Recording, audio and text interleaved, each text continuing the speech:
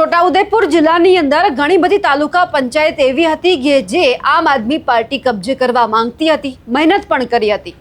છોટાઉદેપુર હોય, નસવાડી હોય, કદવાલ હોય કે પછી કવાંટ હોય, આમ આદમી પાર્ટીએ ખૂબ મહેનત કરી। ઘણી બધી બેઠકો તો એવી હતી કે જે આમ આદમી પાર્ટીએ બહુમતી મેળવી પણ હતી, પરંતુ અંતે એવું કંઈક થયું કે આમ આદમી પાર્ટીનો ખેલ પડી ગયો અને ભારતીય જનતા પાર્ટીએ પોતાની અહીંયા સત્તા જમાવી દીધી અને પ્રમુખ અને ઉપપ્રમુખ પોતાના બનાવી દીધા। હવે કઈ જગ્યા ઉપર આમ આદમી પાર્ટીનો ખેલ પડી ગયો છે તેમની ચર્ચા કરીએ। નમસ્કાર, આપ જોઈ રહ્યા છો નિર્ભય ન્યૂઝ અને હું છું આપની સાથે રિદ્ધિ। છોટાઉદેપુર જિલ્લાની અંદર છોટાઉદેપુર તાલુકા પંચાયતના પ્રમુખ અને ઉપપ્રમુખ માટેની આજે ચૂંટણી હતી, પરંતુ અહીંયા સવાલ એ થયો કે ભારતીય જનતા પાર્ટી પાસે 13 ઉમેદવાર હતા, આમ આદમી પાર્ટી પાસે પણ 13 ઉમેદવાર હતા, પરંતુ આ બધાની વચ્ચે જ્યારે આ 13 ઉમેદવાર છે ચૂંટણી માટે એક જગ્યા ઉપર પહોંચે એ પહેલા જ 3 ઉમેદવારનું કોઈક વ્યક્તિ છે તે આવીને ઉઠાવી ગયા, એમનું અપહરણ કરી લેવામાં આવ્યું। એટલે આમ આદમી પાર્ટી પાસે વધ્યા માત્ર 10 અને ભારતીય જનતા પાર્ટી પાસે 13 જે ઉમેદવાર છે તે અકબંધ રહ્યા। અહીંયા બન્યું પણ એવું કે જ્યારે આ 3 વ્યક્તિઓ છે, 3 સભ્ય છે, અહીંયા પહોંચી નહોતા શક્યા, એટલા માટે જે પાછળના 10 જે સભ્ય છે આમ આદમી પાર્ટીના એ બહાર હોબાળો કરવા માટે ગયા અને પાછળથી ભારતીય જનતા પાર્ટીનું અહીંયા બોર્ડ બની ગયું। સવાલ એ થયો કે આ આમ આદમી પાર્ટીના જે 3 સભ્ય છે તેમને કોણ ઉઠાવી ગયું હતું? હવે સવાલ એ પણ થયો કે ભારતીય જનતા પાર્ટીએ પોલીસ સાથે મળીને શું આ બધું કર્યું? કારણ કે પરિવારજનો દ્વારા આક્ષેપ થઈ રહ્યા છે કે ક્યાંક અમને તોડવા માટે, અમારી સત્તા અહીંયા ન બને, અમે જીતીએ નહીં, એટલા માટે ભારતીય જનતા પાર્ટી અને પોલીસે સાથે મળીને આ કર્યું છે।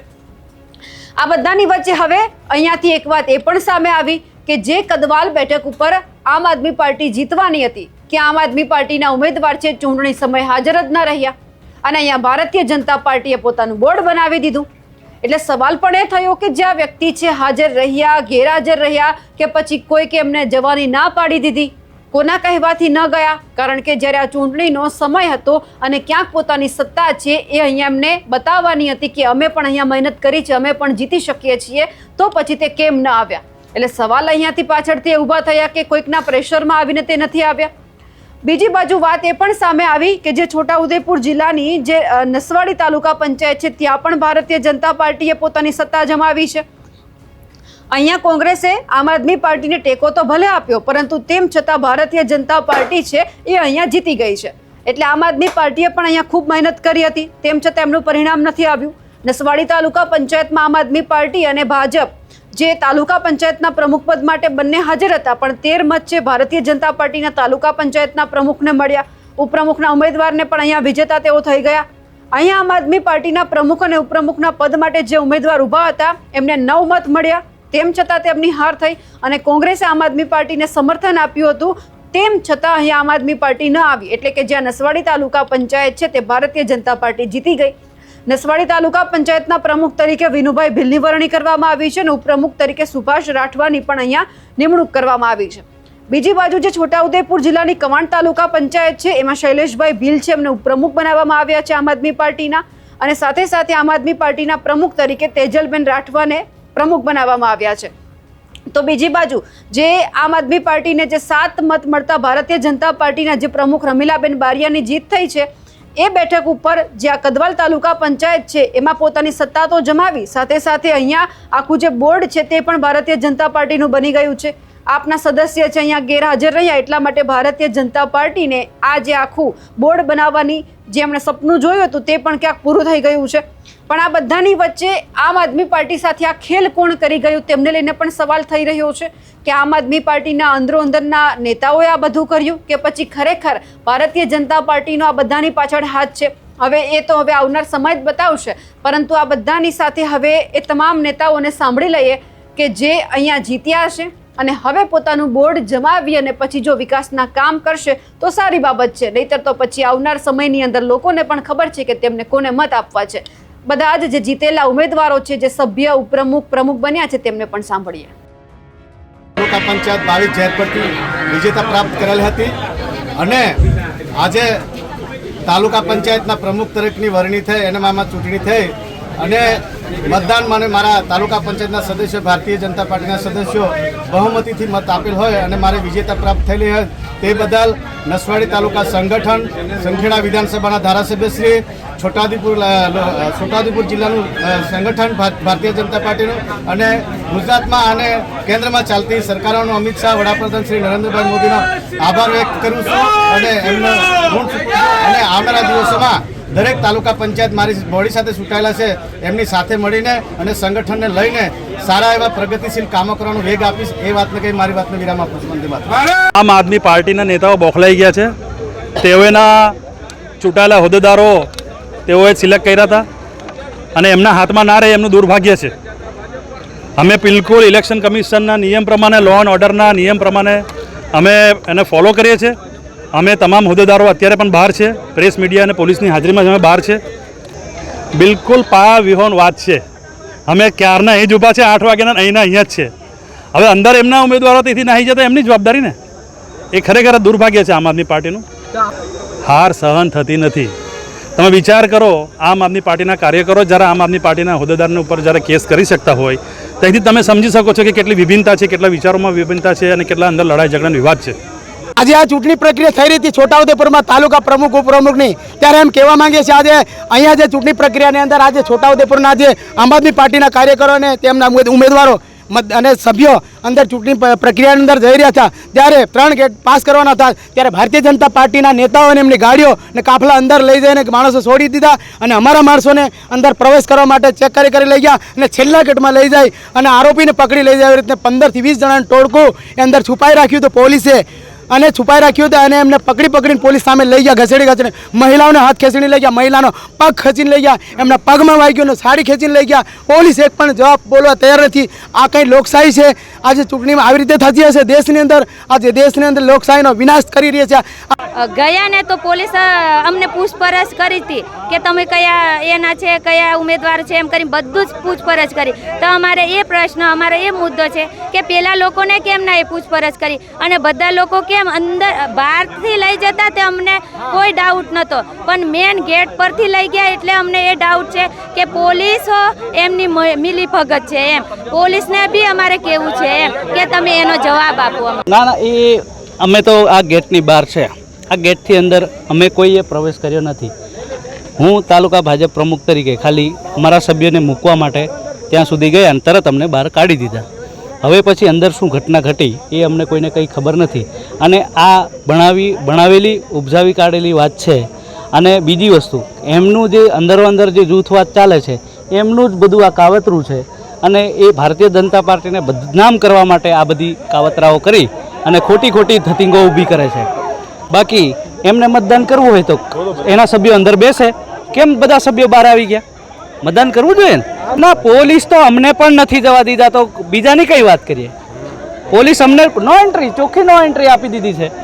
હા, હું ભારતીય જનતા પાર્ટી તરફથી ઉમેદવારી કરી હતી ત્યારે હું ચૂંટાઈ આવ્યો છું અને અમારા ઉપપ્રમુખ તરીકે સુરજીભાઈ કંદુભાઈ રાઠવા પણ ચૂંટાયા છે અને અમે ભારતીય જનતા પાર્ટીના તમામ કાર્યકર્તાઓ અને અમારા લોકપ્રિય સાંસદ જશુભાઈ રાઠવા, ધારાસભ્યશ્રી, સંગઠનના પ્રમુખ ઉમેશભાઈ રાઠવા તેમજ તમામ કાર્યકર્તાઓને અમે ખૂબ આભાર માનીએ છીએ કે અમને વિશ્વાસ મૂકીને ભારતીય જનતા પાર્ટીની છોટાઉદેપુર તાલુકા પંચાયત બોડી બેસી છે ત્યારે અમે લોકોના દરેક કામોની અંદર અમે દોડતા રહીશું અને છોટાઉદેપુર તાલુકા પંચાયતના ગામોની અંદર વિકાસની દ્રષ્ટિએ આગળ વધીશું. વસ્તુ ભારત માતા કી જય.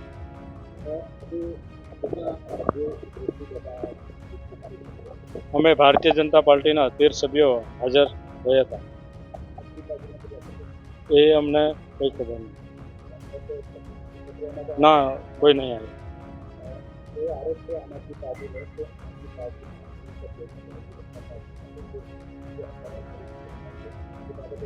ના, અમે કોઈ ખબર નહીં. આજ રોજ નવીન કદવાલ તાલુકા પંચાયતમાં ભારતીય જનતા પાર્ટીમાં મને તાલુકા પ્રમુખ તરીકે નિમણૂક કરવા બદલ બધાનો ખૂબ આભાર માનું છું. તેમજ જિલ્લા સંગઠન, તાલુકા સંગઠન તેમજ પ્રદેશ સંગઠન તેમજ તાલુકા સમગ્ર જનતાનો આભાર માનું છું. રેખાબેન દીપકભાઈ બારિયા. ટાઈ પડી હતી અને આજે કદવાલ તાલુકા પંચાયતમાં ભારતીય જનતા પાર્ટીની બોડી બેઠી પ્રમુખ તરીકે આજે ભારતીય જનતા પાર્ટીએ પદ હાંસલ કર્યું છે. હું તો આ બાબતને ખુશી અને ખુશીનો કોઈ વિષય હતો નહીં, કારણ કે કદવાલમાં જેટલા લોકો જે બધા ચૂંટાયેલા છે તે અને બધી જ પાર્ટીના આગેવાનો એના બધાના મનમાં કદવાલ તાલુકાનો વિકાસ થાય, કદવાલ તાલુકાનું સારું થાય એ ભાવના પહેલેથી હતી જ. પણ કેટલાક કારણોસર કંઈક થોડી તકલીફ હતી. મને સંપૂર્ણ વિશ્વાસ હતો પાવી જેતપુર એ કદવાલ તાલુકાની અંદર ભારતીય જનતા પાર્ટીનું જ શાસન પંચાયતમાં કરશે, પ્રમુખ ભાજપનો જ બનશે. એ મને શરૂઆતથી જે દિવસે રિઝલ્ટ આવ્યું તે દિવસથી મને ખાતરી હતી, કારણ કે બધા ગંભીરતાથી કદવાલ નવો તાલુકો છે અને એનો વિકાસ કેમ થાય બધાને ખબર હતી કે ભાઈ પંચાયતથી પાર્લામેન્ટ સુધી જો કડી એક સાંકળ મળે તો જ વિકાસ થાય. અહીંયા બીજી પાર્ટીનું શાસન હોય અને જિલ્લામાં ભાજપ હોય, રાજ્યમાં ભાજપ હોય, કેન્દ્રમાં ભાજપ હોય તો તાલુકાનો વિકાસ અટકી જાય. એ ભાવનાને લીધે જ આ જે થયું તે થયું. જેને આમાં મદદ કરી ન કરી સદભાવનાથી જેને ગેરહાજર રહીને પણ આ શાસન ઊભું કરવામાં મદદ કરી એ બધાને હું અભિવાદન કરું છું અને એમને અભિનંદન આપું છું. હવે ઉપપ્રમુખ તરીકે પાર્ટી જે પણ કંઈ ડિસાઇડ કરશે હવે એમાં એ બાબતમાં હું પડવા માંગતો નથી, પણ મેં તમને કહ્યું તેમ સાથે રહીને જ જેને મદદ કરી છે એને સાથે રાખીને આ વહીવટ કરશું અને એ પાર્ટી સારો જ નિર્ણય લેશે અને એક હોદ્દો વ્યવસ્થિત આપવામાં આવશે મદદ કરનાર. ચાર આપેશ્વર પંચાયત બીર શૈલેષભાઈ દામાભાઈ કવાંટ તાલુકા તરફથી ઉપપ્રમુખ તરીકે અમે ચૂંટાઈને આવ્યા છે. તો અમારા આદિવાસી વિસ્તારના હિતના માટે અમે જે કંઈ હશે એ અમારા જે કંઈ પ્રતિનિધિત્વ છે તેમાં અમે નિભાવીને રહીશું. શું નામ તમારું? બીર શૈલેષભાઈ દામાભાઈ. આજ રોજ જે પ્રમુખ અને ઉપપ્રમુખની કવાંટ તાલુકા પંચાયતમાં જે વરણી કરવામાં આવી છે એમાં અમે બહુમતીથી જીતી ગયા છે અને તેજલબેન રાઠવા અમારા આમ આદમી પાર્ટી તરફથી ઉમેદવાર જીતી ગયા છે. શૈલેષભાઈ ભીલ એ અમારા ઉપપ્રમુખ તરીકે જીતી ગયા છે.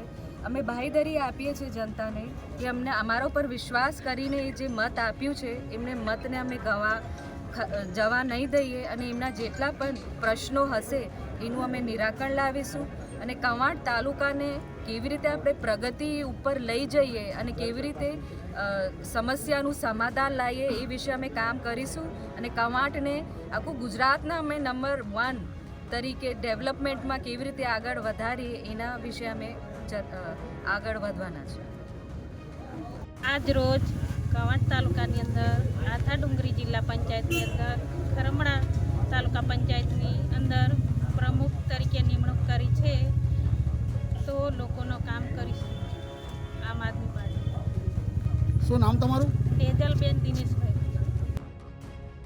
છોટાઉદેપુર જિલ્લામાંથી જે આ વાત સામે આવી છે અને જે અહીંયા આમ આદમી પાર્ટી પોતાની એક અલગ સત્તા જમાવતા રહી ગઈ છે, હવે આવનાર સમયમાં કેટલી મજબૂત બને છે તે પણ જોવાનું છે.